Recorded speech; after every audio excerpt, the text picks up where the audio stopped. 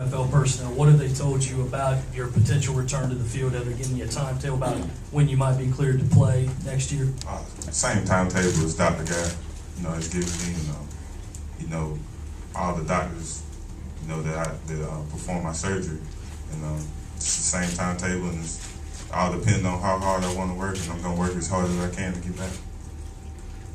Marcus, did you first reach out to Gore and McGahee, or did they reach out to you? And what was kind of the general message that those guys gave you about coming back from the knee injury? Well, they actually called me, both of them. And, it's a lot of guys that call me. But those two guys, they've been in that similar situation, especially Willis McGahee. And, his main message was, go with your instincts, go with your gut, and do what you think is best for you. That was both of their main messages. Marcus, just kind of following up, what has Dr. Guy told you about the timetable for your return? And also, just not really related to that, but sort of related to the NFL stuff, did you put your name in with the advisory committee, and what did they say? I know it's such a wild card for them to really say, but what about those two things? As far as my timetable, 12 to 15 months maybe, and I just gotta work hard and see how I feel. And if I feel good, it may be before then, it may be around that time. So I'm just I'm trying to get better and progress. And I haven't turned my name in the NFL. Marcus, in the week after your injury, we saw the message from you on the video board. You said you were coming back. Coach Spurrier said that you told him you were coming back. At what point did you make the decision that it was better for you to go ahead and leave? I'd probably say, I talked to a lot of people, and I talked to a lot of guys on that, on the NFL side and people in college, and I say probably a month later, I decided that it would be best for me to go ahead and enter the 2013 year. Marcus, when you look back at the last 3 years, can you talk about some of the things you remember the most and some of your memories? First of all, I wouldn't change anything that happened this past 3 years, because it made me a better person, made me a better man, and it's going to make me a better person in the future, knowing that I can get through anything, and I will get through this. And just, all the memories we made, just like I said, beating Alabama, beat Florida. It was just so fun to go out there and have the confidence knowing that you can beat these guys, and just playing with my teammates. Those guys, they your brothers. You see them every day, and it just made it even sweeter. Marcus and Coach Spurrier as well. Does your experience with injuries make you wish that you could enter the NFL at a younger age, and would you have done that given a chance? I wouldn't have done it anyway, because I feel like I wouldn't have been ready. And what they got in place right now is good, because you need 3 years of college, and you need that experience before you even try to think about that. And I wouldn't change anything that happened. And, I had a great strength staff here anyway. Coach Joe Connolly and that whole strength staff, they got me back, and it's gonna be ready. Marcus, I guess Steve, who were you? Yeah, I was going to respond just briefly. I just want to say I 100% agree that Marcus should turn pro, should declare for the draft. We had a meeting last week, and we all talked about it, and I 100% understand.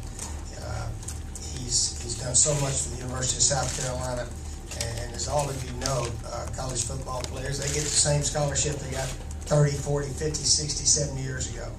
And it's at some point, when you can really play this game the way Marcus can, you need to be financially rewarded. And he's paid his dues, and he's ready to go do that.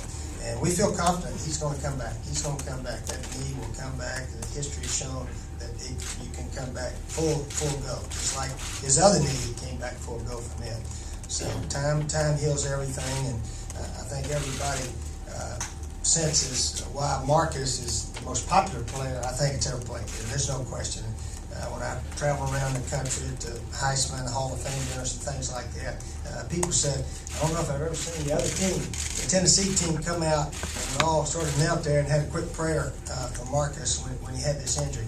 And I mean, as far as a guy respected by opponents, I've never seen one that they all respect Marcus, because he never has any trash talk, and it's hard to get mad at Marcus. So they try to tackle him, but there's not a lot of mouthing off when you compete against or with Marcus. Marcus, I was going to ask you about the injury. We haven't gotten a chance to talk to you since then. If you could just share your memories of that play, and then a couple of days later, the rally on the horseshoe. I mean, did that kind of hearten you to see that kind of support from so many people? Yeah, when it happened, I didn't even feel it, and but I knew something was wrong. My knee was, dislocated, and I just kind of went into shock. But after that, a couple of days later, I got cars from Hawaii, I got cars from California, I got cars. Everybody across the nation, and it's greatly appreciated for all the outpouring of support I got, and that really picked me seriously. Marcus, having gone through this last season with your other knee, does that make it easier now, knowing what's ahead, knowing that there's going to be those hard days with the trainers during the recovery process? Yeah, definitely. And knowing that it's going to be bad days. It won't be worse as last year.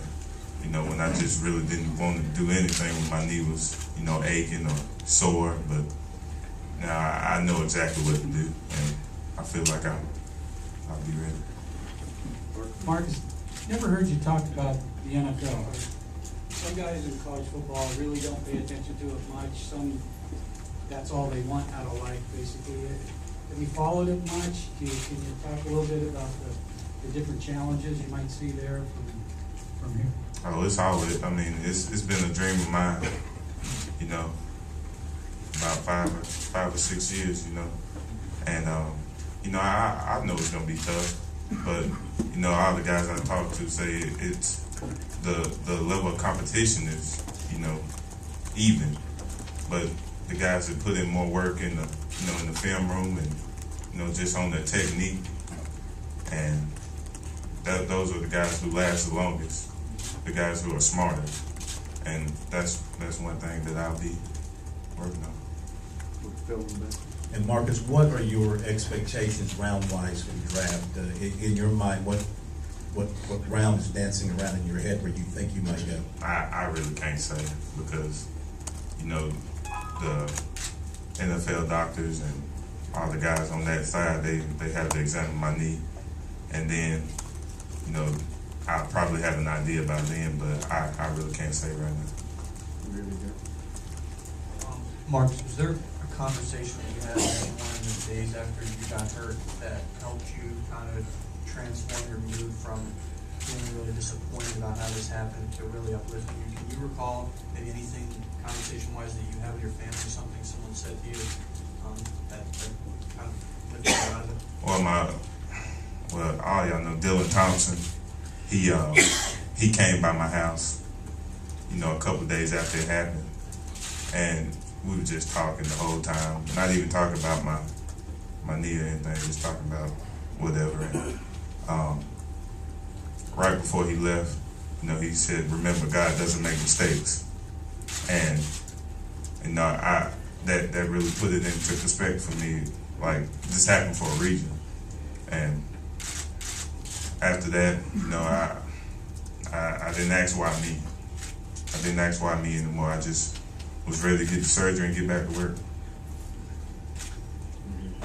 I have a question both for Marcus and for the doctor. Not that 12 to 15 months isn't a long time to recover, but I think people who saw that injury thought, he's done. No way can he play again. Was it not as bad as it looked? And then Marcus, was there ever a point where you thought you wouldn't be able to play again?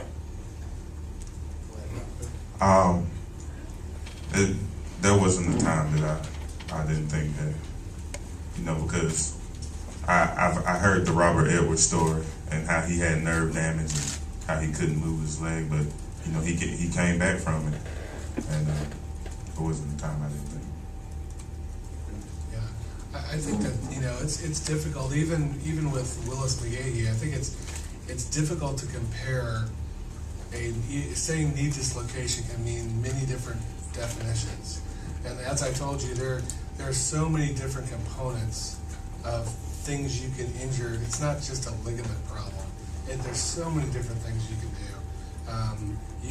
You can tear one ligament and injure your nerve and be gone. So it's really an issue of what in total happens.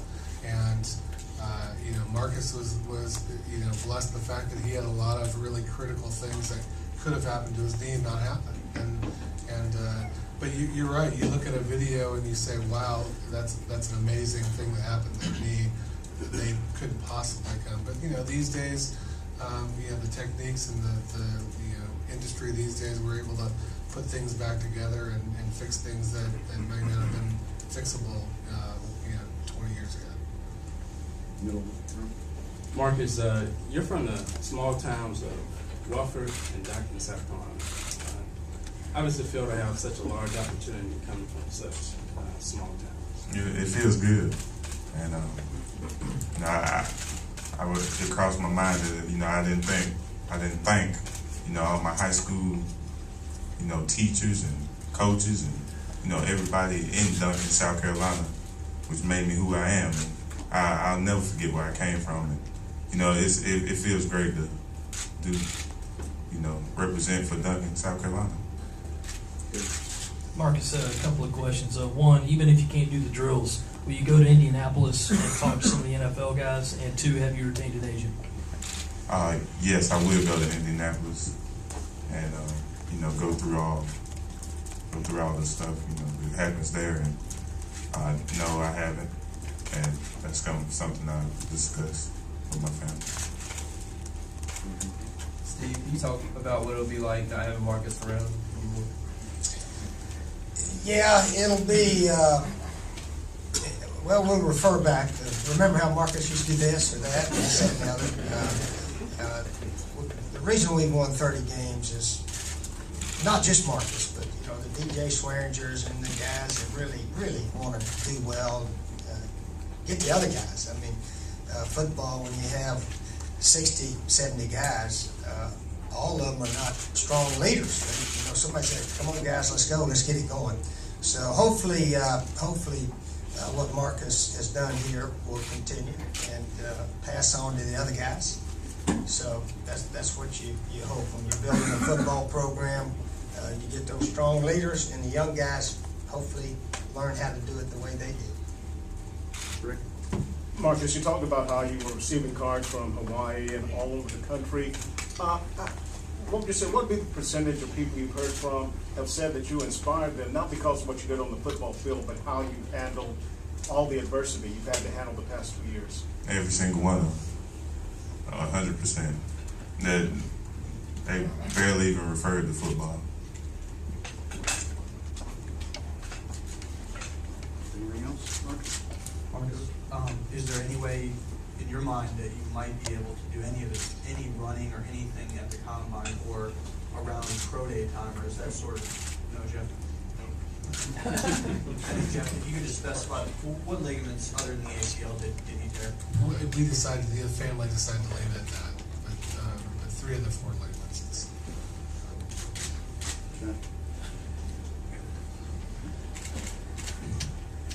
In any conversations you had, Marcus, with NFL types, have you shut the door on next year?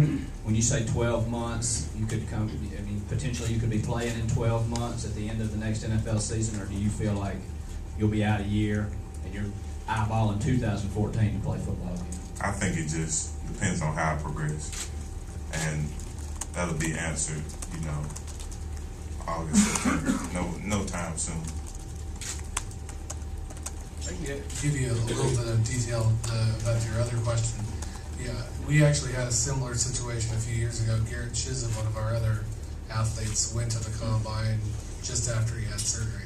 It's pretty much just an examination with the doctors.